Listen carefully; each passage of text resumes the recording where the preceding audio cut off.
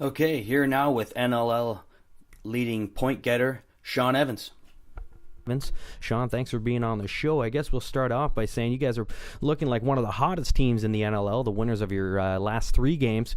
But it didn't start out that way. You guys got off to an 0-2 start. Explain the slow start to me.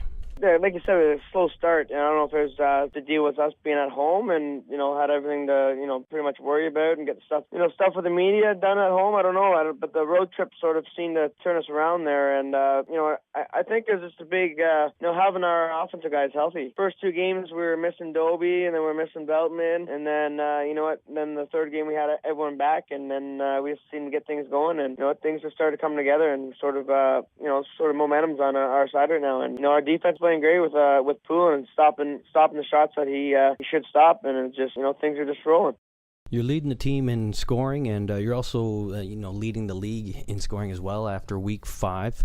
On top of that, your offense seems to be really clicking. You guys have combined for the most goals for in the NLL. What's been working on offense? Moving the ball is a big key. When we move the ball, we're fast, we're young, is a huge strength to us. Move the ball well, we're going to get a lot of open chances. And I find, the first game against Toronto was a wake-up call for our offense where, we gave up about 6 or 7 breakaways in the first half from not getting off the floor. So I think, watching video and seeing what we did wrong, we corrected it. So we took care of that to limit the opportunities for the other team, so we can get some more scoring opportunities for our offense.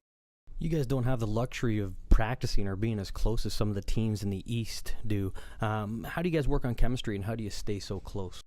Well, the thing with Coach Milosky, he always has you prepared, from every aspect. We'll go over for Saturday. We'll go over film. We'll go over, every, probably the 3 games that the other team has played, or the mistakes that they cause, and we'll go over the goalie's tendencies and what the goalie likes to do, where we need to shoot. Coach Milosky gets us well prepared to play the team, so we know in our heads mentally that we know what we're doing and what we should be doing to create open chances.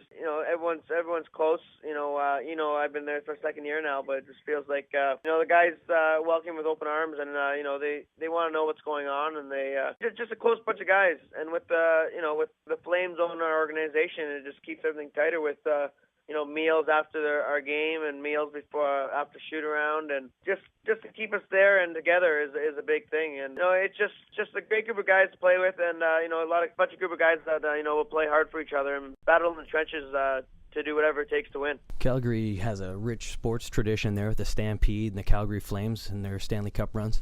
What's the fan reaction to lacrosse been like in Calgary?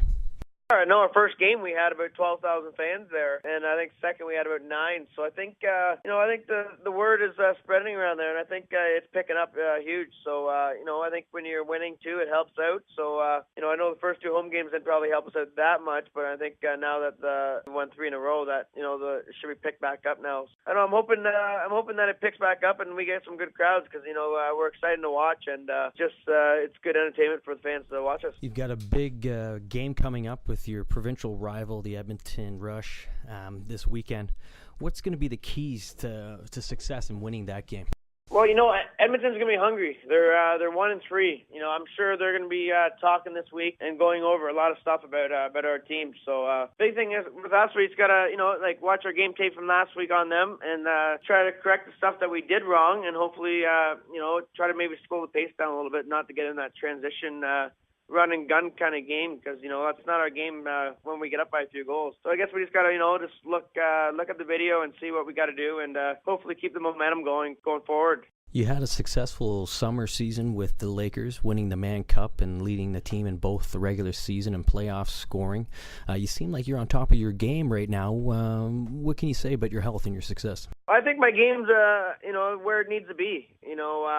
Coming off a nice summer there, winning the Mann Cup there is always nice, and I just wanted to get off to a good start and get my body, first year probably my body's been healthy going into the start of the summer. There's not really no problems, body wise, no hand problems, no ankle problems, knock on wood, but the body just feels healthy, and I sort of trained through the off season to get my body where I need to be for lacrosse season. So right now I feel good, and right now things are going well for me. So in a personal wise, that's a good thing. But another thing is that we're winning games now is a big thing. There seems to be a change in the culture of the game. We're not seeing as many fights, if really any at all, this season. What can you say about that, and why are we seeing a change?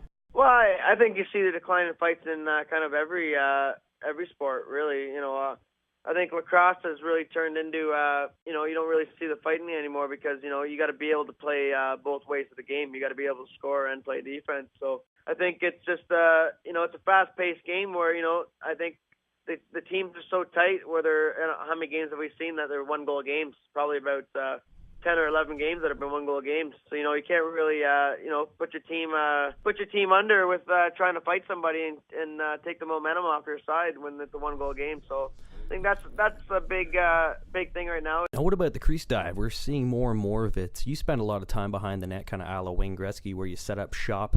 Are we going to see Shawn Evans take to the air and do some crease diving?